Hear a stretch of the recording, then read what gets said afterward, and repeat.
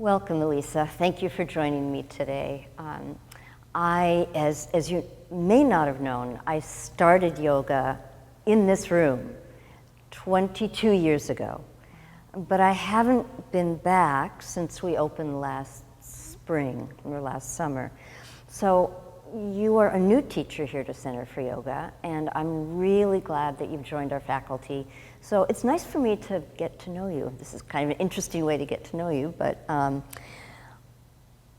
can you tell me how you started yoga? What drew you to it?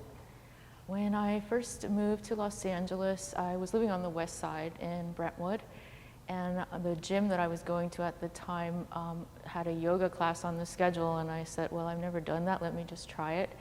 And I tried the class, and I really enjoyed it, and the teacher was twisting me around into all kinds of shapes, and afterwards she said, you know, you're really a natural at this, you might want to think about teaching. And years went by, I didn't even think about it. Then I moved to Studio City, and I was practicing at Angel City Yoga for a long time.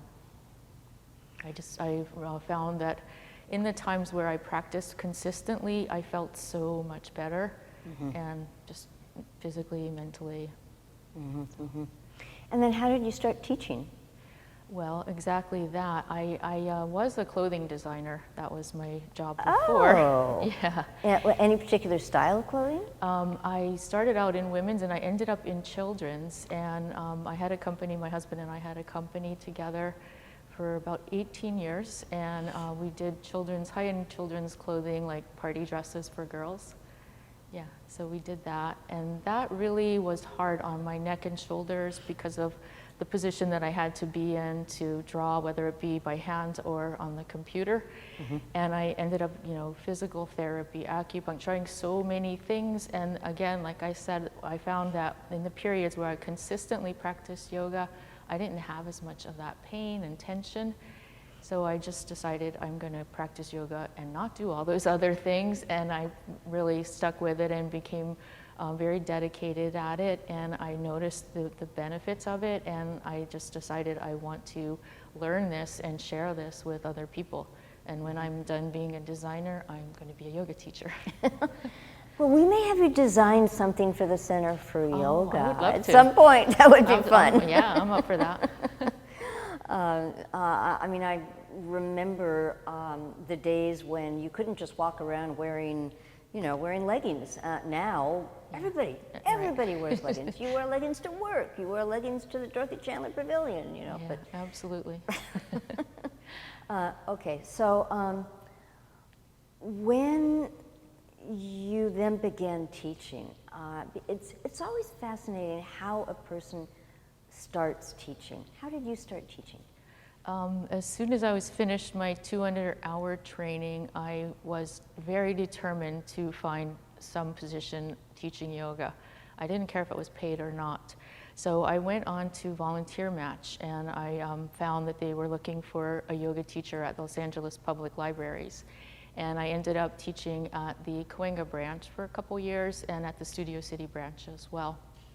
And then bring yoga to the people. Yes, I love that. absolutely. Here we are in Larchmont, but bring yoga to the people. And just to hear that, you were so determined, you found a place to teach. Okay, go on. Thank you. Yeah. And then I was also volunteering at Cedars-Sinai of pet therapy with one of my dogs, and they ended up needing a yoga teacher. They knew that I was one, and so they offered me that position. And I taught there for several years up until the pandemic, and when everything stopped in March 2020.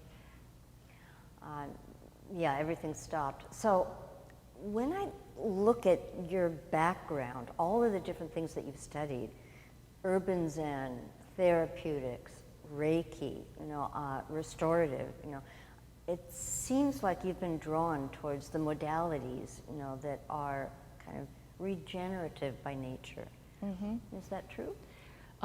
Yes, it is. I think that's what people need the most, and I think a lot of people don't even realize that they need that, and they feel like they need to do something that they move and burn a lot of calories and sweat a ton. But in actuality, they do need that, of course, but they also need the other. And in my own practice, I love Vinyasa flow, but I also really appreciate those other modalities. And the combination of them, the layering of them is what I really like. I liked one of your online classes that I took. Oh, did you? It was a YouTube one, you know. So I think it must have been influenced by the Urban Zen, because there was the aromatic oils and you know, because scent, not in an asana room with a lot of other people, but you know, scent can be so evocative and calm, and you know. Absolutely, yeah. So you mentioned that you stopped teaching when we all went into quarantine. Well, I stopped teaching at Cedars-Sinai, but I didn't stop teaching. I taught online. I actually taught for YogaWorks online for a bit, and it was Urban Zen that I taught online for YogaWorks. And then I had some of my own private classes online with small groups of people. Then I hooked up with another teacher who was doing outdoor yoga classes for properties in downtown Los Angeles, and I started teaching yoga outdoors, wearing a mask outdoors. I actually also taught in that brief 2-week period. I don't know if you remember when we were allowed to reopen, and we had to wear masks and gloves, and I taught here for YogaWorks.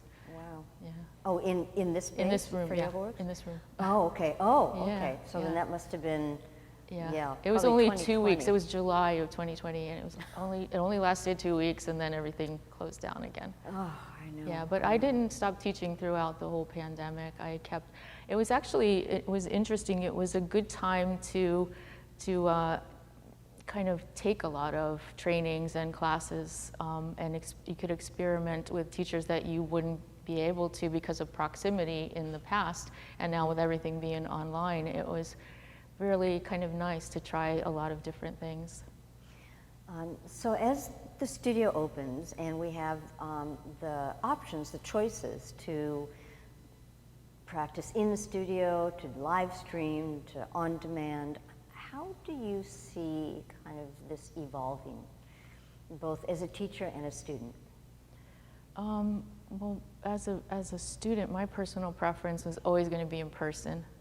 But given the choice between nothing and online, I'll do online. And my preference would be online, that it's actually happening in the moment, as in live stream, as opposed to on demand. But that's just me, and everyone's different. And in coming back to teaching, I've noticed that certain people kept practicing throughout the pandemic online, and they were happy being online. Other people just didn't want anything to do with online, and they were just kind of like starting over after a 2-year of not practicing period. So it's very individual, but I think that the online and the on-demand is probably going to stay with us for a while. Yeah, there's an interesting thing that one of my students said when we went online, and she was a professional dancer, I mean, traveled all over the world dancing, that when she started studying online, she felt the performance anxiety of being in class go away, which I'd never considered that, you know. Yeah, no, for me it was the opposite. I was terrified when I had to do my first online class. As a teacher or a student? As a teacher. Well, yeah, as a teacher. Because I was just, it's so different, so foreign, you know, not having anybody in front of you and still acting like they're in front of you. And, you know, because on the YouTube, you couldn't see people. Right. As in Zoom, you could see them, and you could somewhat see them as little tiny squares. But on a YouTube, you don't see them at all. And yeah, I rehearsed a lot. I felt like it was just such a big deal. Yeah. Well, you have some of those YouTubes on your website, you know, yes. Which is great. You know, it's a way for people to kind of be introduced to your teaching style, and I think that is really helpful. Would you say that your teaching has evolved because of having taught online? I would say probably my verbal cues have become extremely strong, for sure. Yeah, and also helping guide students into self-adjusting. Oh, excellent, excellent point, into self-adjusting. Can you give me an example of what a cue might sound like? Well, if you're in, say, you're in Warrior 2, and just have them bring their hand, their palm against their inner thigh of their bent knee, their front knee, and then just kind of feel that, and then bring it out to the outside, press into your hand and feel that, and yeah, that kind of thing. And even in a twist, I have them take their one arm overhead, and then bring the hand to the opposite thigh, and just kind of lengthen that down toward the floor.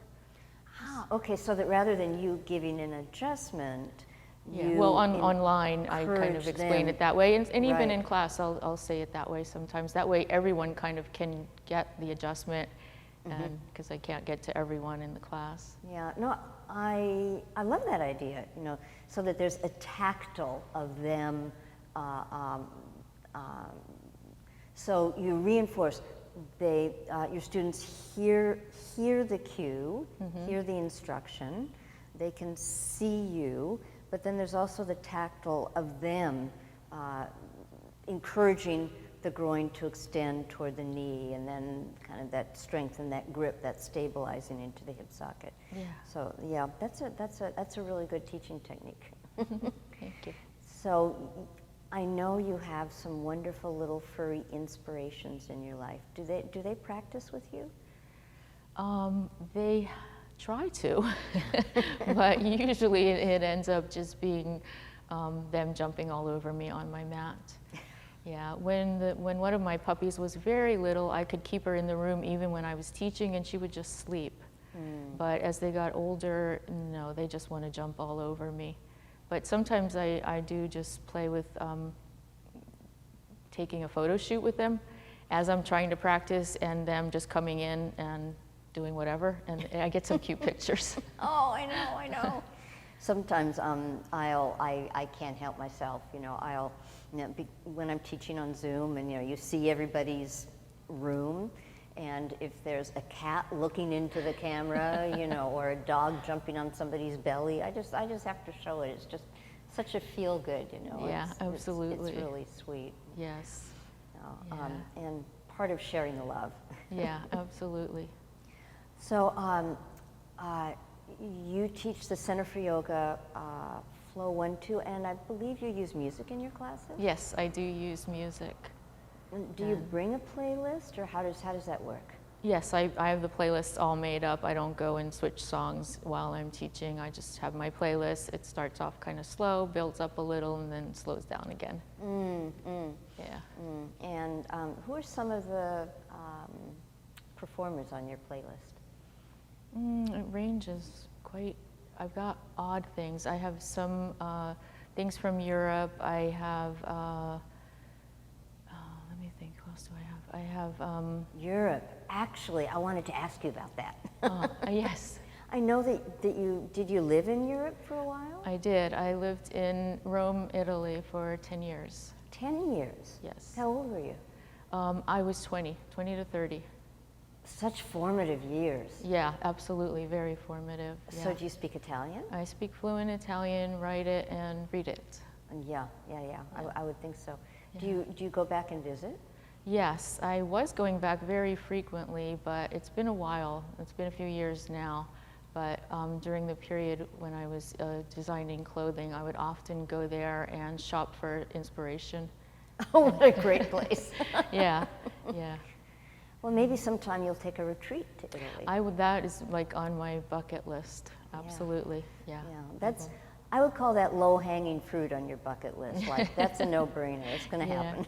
Yeah, for sure. Oh, that's really it was an amazing experience living there. Just so different than the States. Yeah. Learn to slow down and just kind of appreciate things instead of always running and chasing after some goal or some end. That's an unusual age to be slowing down and appreciating things. Is it because you're living in a foreign country that you... Yeah, because the lifestyle in Italy, especially, it was in the 1980s, so they would close the shops between 1 and 4 every day, and things were different. You know, Europe isn't the same as it used to be back then, Yeah. but yeah, back then it was much slower compared to me being from the East Coast. Yeah, it was really slow. Yeah. Right, the afternoon siesta. Yeah, I remember when because I went to high school in France, just outside of Paris, and when I would go back to visit, even in the 90s, you know, it was like you couldn't find a store open on a Sunday. Yeah. And unfortunately now it's all changed. Yeah, very much so. But that siesta time is really helpful. If there was one pose that you would recommend your students do that embodies siesta time, what would that be?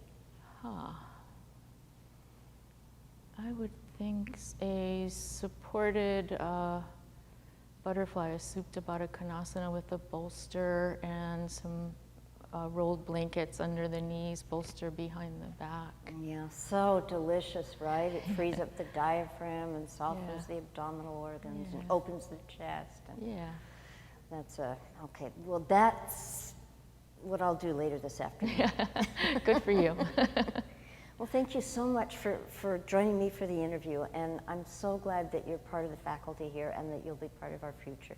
Thank you. I'm so excited to be here.